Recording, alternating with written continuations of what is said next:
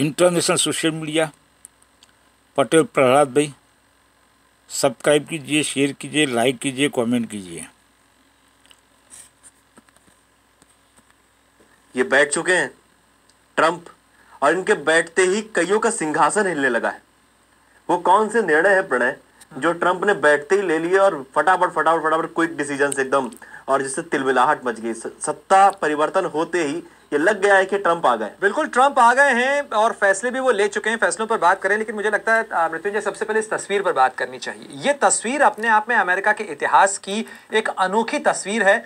ये तस्वीर जब खींची गई उस समय जब अटलांटा के अंदर कोर्ट के अंदर पेश हुए थे और एक तरीके से अमेरिका के राष्ट्रपति, पूर्व राष्ट्रपति को पहली बार अदालत के सामने एक अपराधी के तौर पर खड़ा होना पड़ा था। और उस दौरान एक पुलिस शेरिफ ने, उस समय जो प्रक्रिया होती है इसे मगशॉट कहा जाता है, एक अपराधी, एक क्रिमिनल रिकॉर्ड के व्यक्ति का जब मगशॉट खींचा जाता है, उसके बाद अदालत से लेकर सियासत की लड़ाई में डोनाल्ड ट्रंप ने जिस तरीके से बाजी पलटी है, ये इनका ऑफिशियल फोटो है जो आपको व्हाइट हाउस की वेबसाइट के ऊपर नजर आएगा। यानी कैसे आपदा को अवसर बनाया जाए, किस तरीके से गाली को गहना, जो हमारे यहाँ राजनीति में कहा जाता है, डोनाल्ड ट्रंप ने इसे अपना ऑफिशियल फोटो बनाया और ये बहुत कुछ कहता है। और इसी इन चेहरों, इस चेहरे पे और इन नजरों के अंदर आपको जो नजर आ रहा है ना, उसी नजरिए के साथ में उन्होंने सत्ता की इस पारी की शुरुआत की है। और शुरुआत की है उन्होंने धड़ाधड़ फैसलों के साथ में।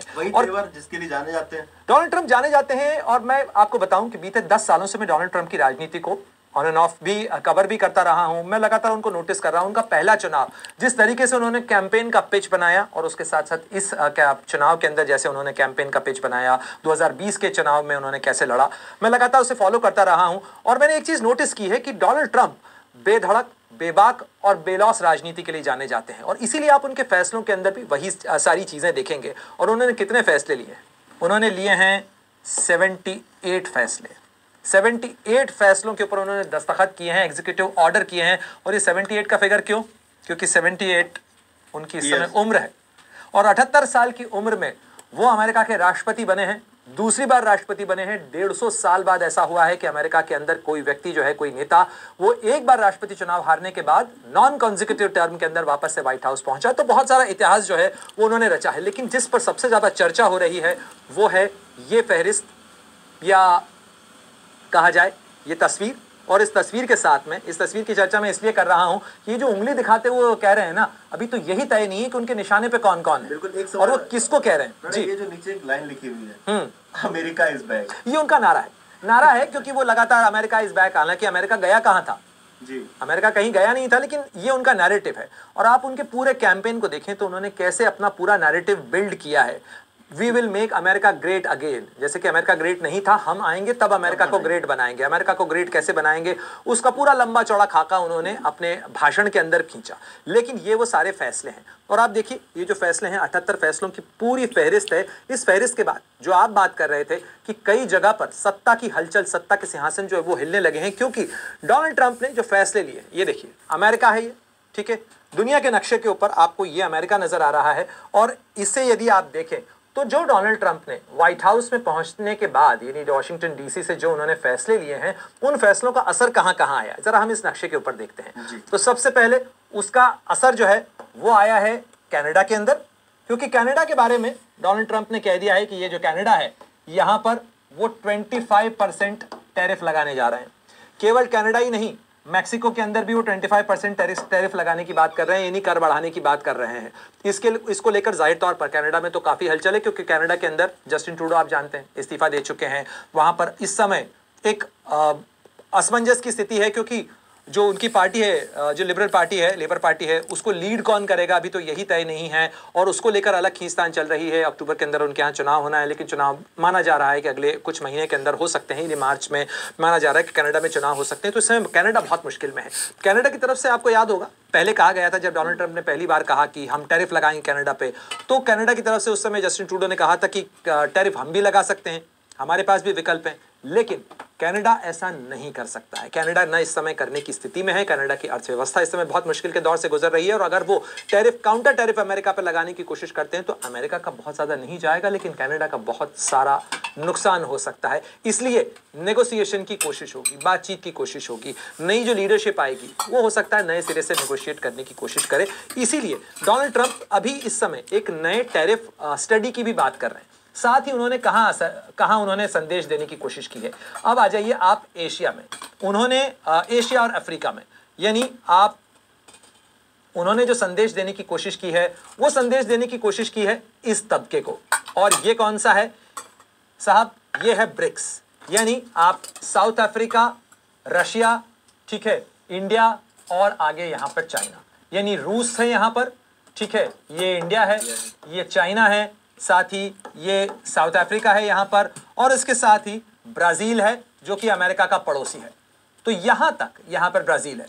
तो अमेरिका ने के राष्ट्रपति बनते ही उन्होंने ब्रिक्स को संदेश दिया है कि ब्रिक्स के साथ अगर कारोबार किया जाता है, ब्रिक्स अगर बढ़ाया जाता है तो हम उनके ऊपर 100% टैरिफ लगाएंगे। 100% टैरिफ का मतलब होता है कि जो भी चीज होगी उसके ऊपर दुगना कर देना पड़ेगा, यानी वो सामान खरीदा ही नहीं जाएगा। अगर किसी भी व्यक्ति को, अगर कोई अमेरिका में बैठा हुआ व्यक्ति भारत से सामान लाना चाहता है और अगर उससे दुगनी कीमत चुकानी पड़े तो वो भारत से सामान नहीं लेगा, तो किसी दूसरे मुल्क से लेगा, या अमेरिका में जो घरेलू उत्पादक हैं उनसे सामान लेगा। यानी एक तरीके से ये जो ट्रेड डिनायल है, इसके साथ साथ WHO से बाहर आने का फैसला, पेरिस अकॉर्ड से बाहर आने का फैसला, क्लाइमेट चेंज को डिनाई करने का फैसला, इलेक्ट्रिक वाहनों को नकारने का फैसला, और यहां तक कि जेंडर को नकारने का भी फैसला। जेंडर से मतलब उन्होंने कहा कि अमेरिका के लिए अब 2 ही जेंडर हैं हमारे सरकारी नियुक्त, मेल और फीमेल, ये थर्ड जेंडर का कोई मामला नहीं है। LGBTQ एक संवेदनशील मुद्दा है, अमेरिका की नहीं यूरोप से लेकर कई जगह पर एक बड़ा एक तबका है, और उसके लिए भावना कई देशों के अंदर है, और उसको लेकर एक संवेदनशीलता भी है, एक भावनात्मक मुद्दा भी है। लेकिन डोनाल्ड ट्रंप जैसे हैं वो इसी तरीके से कहते हो, न केवल डोनाल्ड ट्रंप बल्कि उनका जो पूरा समर्थक वर्ग है, जो उनका मागा सपोर्ट है, उस मागा सपोर्ट में भी ऐसे बहुत सारे लोग हैं जो इस वोकिज्म के खिलाफ रहे हैं, जो इस ये जो सारा मसला रहा है इसकी खुलकर मुखालफत करते रहें, विरोध करते रहें, उसमें एलन मस्क भी शामिल है। तो ये सारी चीजें हैं जो असर डाल रही हैं। अब आपने जो सवाल किया कि असर कहाँ कहाँ दिख रहा है और कैसे दिख रहा है, ठीक है, कहाँ कहाँ दिख रहा है वो मैंने आपको बता दिया।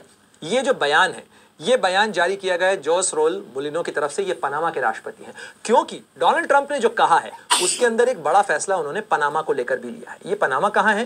पनामा इस जगह पर है, बड़ी छोटी सी जगह है पनामा, और पनामा के पास में एक ही जो उसकी सबसे बड़ी कहा जा सकता है महत्वपूर्ण चीज पनामा के अंदर है, वो यहाँ पर एक पनामा कैनाल है, पनामा कैनाल।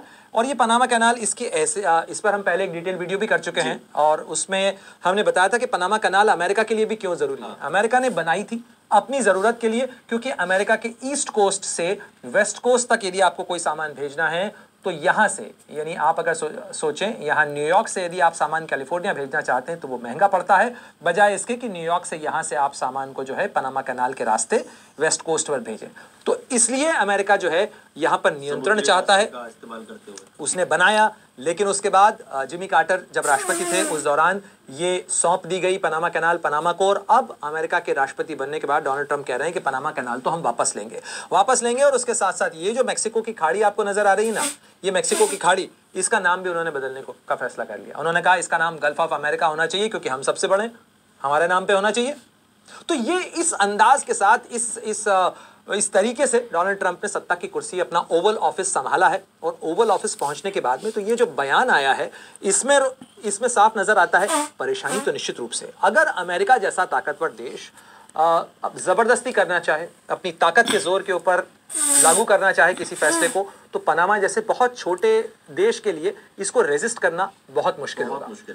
लेकिन फिर भी जोस मुलिनो की तरफ से उनको ये जो बयान जारी किया गया है, स्पेनिश में है ये बयान, जिसके अंदर कहा गया है कि पनामा कनाल जो है उसको हम ये इंटीग्रल पार्ट है, ये हमारा पार्ट है, और इसको हम किसी तरीके से अमेरिका को नहीं सौंपने जा रहे हैं। लेकिन जो कुछ होगा, क्योंकि इसमें बाकायदा अमेरिका ने एक जो साइन है, प्रोटोकॉल जो है, जो समझौता था वो साइन किया था, और उसके बाद ये सौंपा गया था पनामा को। तो अब उसको अगर रिवर्स करते हैं यहाँ पर, क्या वो लागू करेंगे ये अभी देखने वाली बात होगी। लेकिन उसको लेकर हलचल है। साथ ही जिस हलचल की मैं बात कर रहा था, हलचल जो है यहाँ भी है। ये देखिए, ये कनाडा की विदेश मंत्री हैं मेलानिया जोली, उनकी तरफ से बयान आया है डोनाल्ड ट्रंप के बयान के बाद, और जिसके अंदर उन्होंने बाकायदा कहा है कि ये एक मुश्किल समय है, और इस मुश्किल समय के साथ साथ इस समय कनाडा के हर आदमी को साथ जुटना होगा, क्योंकि ये कठिन चुनौती हो सकती है। अगर अमेरिका कनाडा पे टैरिफ लगाने की बात करता है तो ये ट्रेड और जो बिजनेस है उसमें कनाडा की अर्थव्यवस्था के लिए चुनौती बढ़ा सकता है। बड़ा एक सवाल और, जब हम ब्रिक्स में आए तो इंडिया भी है, इंडिया अमेरिका दोस्त कहे जाते हैं, और ट्रंप से माना जाता है कि ट्रंप के तो भारत के साथ अच्छे संबंध है। तो अगर ये 100% टैक्स बढ़ता है तो इंडिया के लिए कितनी बड़ी चुनौती है? देखिए, कारोबारी से राजनेता बने हैं डोनाल्ड ट्रंप, तो कभी ये नहीं भूलना चाहिए कि उनके लिए उनकी जो बिजनेस बुद्धि है वो पहले है, राजनीति बाद में है। तो वो बिजनेस के हिसाब से फैसला करते हैं। वो भारत के साथ में कारोबार करना चाहते हैं, वो भारत के साथ बिजनेस करना चाहते हैं। लेकिन ये जो दोस्ती की बातें थी ना, जो जिसको लेकर धारणा बनी, कब बनी? जब वो पिछली बार राष्ट्रपति थे। उस समय को भी याद करिए मृत्युंजय आप, उस दौरान क्या हुआ था? हार्ले डेविडसन जैसी बाइक को लेकर जिद पर अड़ गए थे डोनाल्ड ट्रंप। मैं उस बैठक को कवर करने के लिए पहुंचा था जब भारत के प्रधानमंत्री से मुलाकात से ठीक पहले उन्होंने जो है सुबह सुबह एक ट्वीट कर दिया, और उस ट्वीट में उन्होंने कहा कि भारत ने बहुत नाइंसाफी की है हमारे साथ में, और ट्रेड के मुद्दे के ऊपर हमारे साथ बहुत अन्याय होता है। देखिए आप, ट्रेड में अमेरिका के साथ में अन्याय हो रहा है, ये नैरेटिव वो पिछले कई सालों से दोहरा रहे हैं। उनकी एक जिद थी कि भारत के अंदर हार्ले डेविडसन गाड़ियों के ऊपर जो हायर टैक्स लगता है वो नहीं लगना चाहिए। वो टैक्स क्यों लगता था? भारत क्यों हायर टैक्स लगाता था हार्ले डेविडसन जैसी महंगी गाड़ियों के लिए? पहली बात तो यह है कि एक बहुत ही प्रीमियम सेगमेंट की बाइक है, उस तरीके की बाइक आमतौर पर भारत में नहीं है। दूसरी बात, भारत के अंदर जो बाइक इंडस्ट्री है, जो बाइक मैन्युफैक्चरिंग इंडस्ट्री है, वो काफ़ी बड़ी इंडस्ट्री है, और साथ ही काफ़ी हम बाइक्स एक्सपोर्ट भी करते हैं और आसपास के इलाके में। तो अगर ऐसी बाइक्स अमेरिका बिना किसी टैरिफ के हमारे बाजार में डालता है तो उससे हमारे मैन्युफैक्चरर्स पर असर पड़ेगा, हमारे मैन्युफैक्चरर्स पर असर पड़ेगा, तो हमारा जो ट्रेड है वो प्रभावित होगा। इसलिए जनरली कोई भी देश ऐसी स्थितियों के अंदर ट्रेड बैरियर लगाता है, वो ताकि उसका जो घरेलू उत्पादक है वो संरक्षित हो सके। आपको अपने घर में भी तो कारोबार बढ़ाना है, मैन्युफैक्चरिंग बढ़ाना है, लेकिन डोनाल्ड ट्रंप जिद पर अड़े हुए थे। अब ये देखना है कि वो ब्रिक्स के साथ जो बातें कर रहे हैं, ब्रिक्स को लेकर एक जो अमेरिका की चिंता है, वो पहली बात तो ये है कि G7 और G8 के मुकाबले एक नई ग्रुपिंग खड़ी हो रही है, जिसके अंदर अब ईरान भी शामिल हो रहा है, ब्रिक्स के अंदर आना चाहता है। इसके साथ साथ और कई देश हैं जो कि ब्रिक्स का हिस्सा बनना चाहते हैं। सऊदी अरब, जो गल्फ के देश हैं, UAE है, ये ब्रिक्स में शामिल हो रहा है। तो ब्रिक्स का कुनबा बढ़ता चला जा रहा है, और ब्रिक्स के अंदर जो अहम किरदार है वो कौन है? उनका झगड़ा भारत से उतना नहीं है, लेकिन चीन के साथ में उनका कंपटीशन है, रूस के साथ में उनकी रणनीतिक जो टसल है कहा जा सकता है वो है। इसलिए वो भारत को भी ये संदेश दे रहे हैं कि आप भी ब्रिक्स से बाहर आ जाइए, हमारे साथ आ जाइए, हमारे साथ आ जाइए, साथ रहो तो सबसे बेहतर, मौन रहो आभारी है। बिल्कुल। तो डोनाल्ड ट्रंप का यही अंदाज है। तो वो भारत को ही नहीं, वो सब लोगों को ये संदेश देने की कोशिश कर रहे हैं कि either you are with me और अगेंस्ट मी, और अगर आप मेरे अगेंस्ट हैं तो फिर अमेरिका वही करेगा। क्योंकि जैसे आज जब कल उनसे सवाल पूछा गया, मैं आपको दिखाता हूं वो तस्वीर, जब ये दस्तखत करते करते उनसे तमाम सवाल पूछे जा रहे थे, तो उसमें ब्राजील के एक जर्नलिस्ट ने पूछा उनसे कि ब्राजील को लेकर क्या है, तो उन्होंने कहा ब्राजील के साथ हमारे अच्छे रिश्ते अच्छे हैं। उसी संदर्भ में उन्होंने ब्रिक्स का जिक्र किया था। उसी में उन्होंने कहा था कि ब्रिक्स से जो बाहर आ जाए उसके साथ मुझे बात करने में कोई दिक्कत नहीं है, ब्रिक्स से बाहर आ जाइए। और मुझे लगता है कि जब बाहर आने का सिलसिला शुरू होगा तो चीन भी बाहर आ जाएगा। साथ ही उन्होंने एक चीज़ और कही, उन्होंने कहा ब्राज़ील को अमेरिका की ज़रूरत ज़्यादा है, अमेरिका को ब्राज़ील की उतनी ज़रूरत नहीं। तो ये है डोनाल्ड ट्रंप का एक तरीके से, आप उसे उनका एरोगेंस कह सकते हैं, उनका एटीट्यूड कह सकते हैं, उनका पावर कह सकते हैं।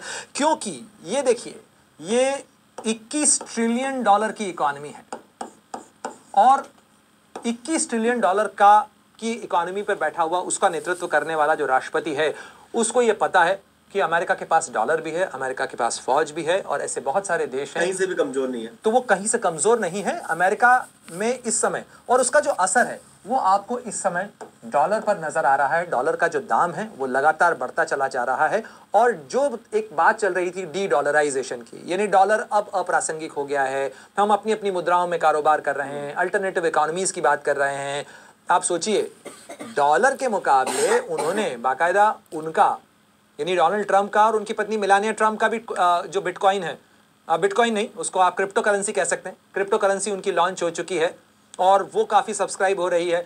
तो वो अल्टरनेटिव उसकी तो बात करते हैं, लेकिन जो धन है, धन के ऊपर वो अमेरिकी नियंत्रण चाहते हैं, और अमेरिकी नियंत्रण वो चाहते हैं, इसीलिए उनकी सारी नीतियां जो हैं। तो इसीलिए एक कारोबारी राष्ट्रपति अगर ओवल ऑफिस के अंदर बैठा हुआ है, जैसे ये जो आप दफ्तर देख रहे हैं, जैसे ओवल ऑफिस कहा जाता है, तो इस ओवल ऑफिस के अंदर उनके जो सारे फैसले हैं, उनका जो सारा मेक अमेरिका ग्रेट अगेन है, टैरिफ को लेकर जो वो बात की उन्होंने कल कैपिटल हिल से, उन्होंने साफ कहा कि अब तक हम अपने लोगों पर कर लगाते रहे, टैक्स लगाते रहे और दूसरे देशों को अमीर बनाते रहे, अब हम दूसरे देशों पर कर लगाएंगे और अपने लोगों को अमीर बनाएंगे। पॉपुलिस्ट मेजर के लिए, लोगों को सुनाने के लिए अच्छी बात लगती है, लेकिन इस इंटीग्रेटेड अर्थव्यवस्था के अंदर अमेरिका सप्लाई चेन में जुड़ा हुआ है। टेस्ला कार जो कि उनके दोस्त एलन मस्क बनाते हैं, वो चाइना के अंदर बन रही हैं। मतलब ये कहा जाए कि अगर हमारे हाथ में ताकत और सत्ता है, सब कुछ हमारे पास में है, ट्रिलियन डॉलर्स की इकोनॉमी है हमारी, तो हमारे अंदर एरोगेंस आना एक स्वाभाविक है।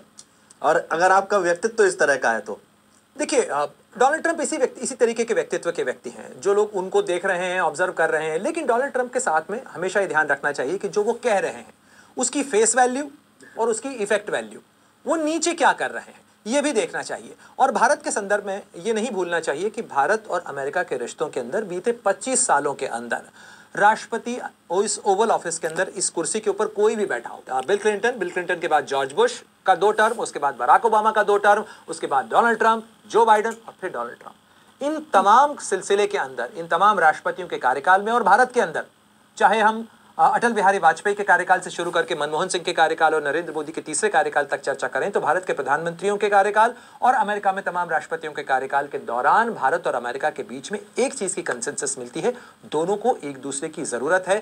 दोनों के पास एक दूसरे के साथ साझेदारी के बहुत सारे मौके भी हैं और कारण भी हैं।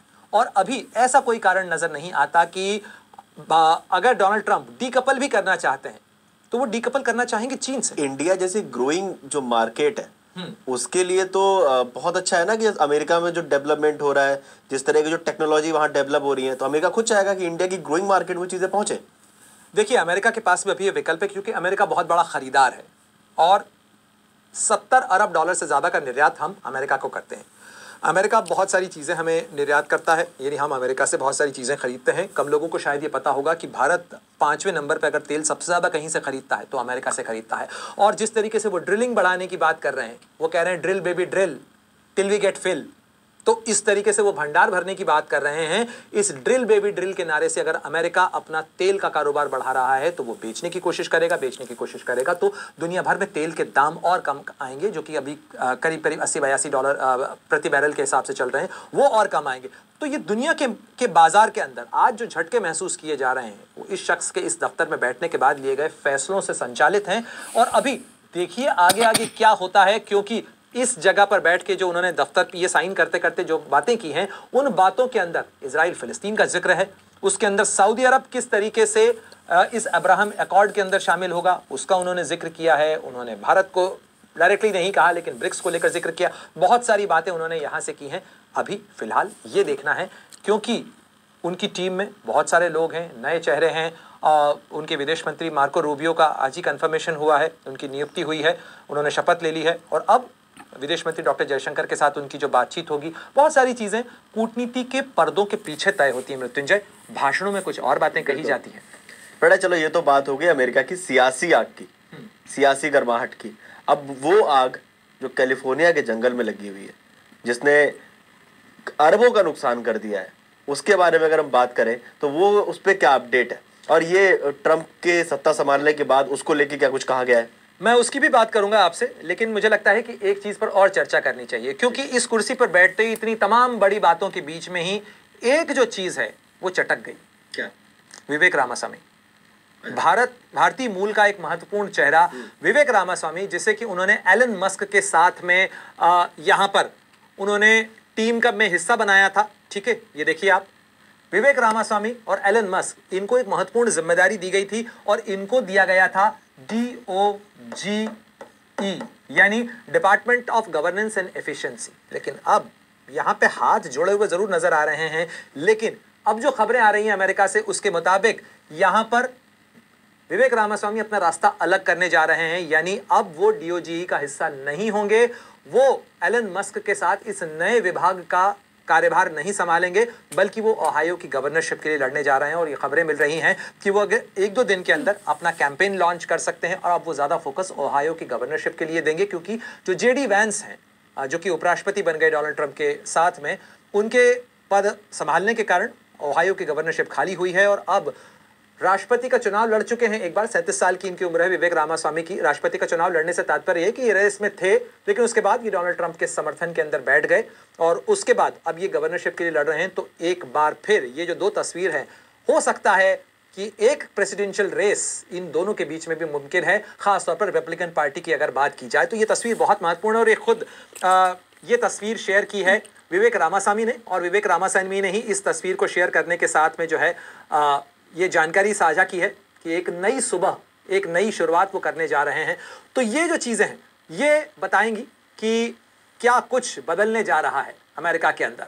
साथ ही जिस आग की बात आप कर रहे थे, लेकिन देखिए आग को अगर आप यहाँ देखेंगे तो आग अभी भी लगी हुई है और आप ये देख सकते हैं कि इस आग को यहाँ पर नोटिस कीजिए, आग अभी भी पूरी बुझी नहीं है। यानी डोनाल्ड ट्रंप अब सत्ता संभालने के बाद क्या कदम उठाते हैं इस आग को बुझाने के लिए, ये देखना होगा, क्योंकि इस आग का वो कई बार जिक्र करते रहे, वो सीधे सीधे जो गैविन न्यूसम है कैलिफोर्निया के गवर्नर हैं उन पर उंगली उठाते रहे, लेकिन अब जिम्मेदारी उनके ऊपर होगी। खासतौर पर इस पूरे इलाके के अंदर यूएस फायर वेदर वॉच जो है वो घोषित किया जा चुका है और साथ ही यूएसए रेड फ्लैग वार्निंग जो है वो भी जारी की गई है काफ़ी बड़े इलाके के लिए।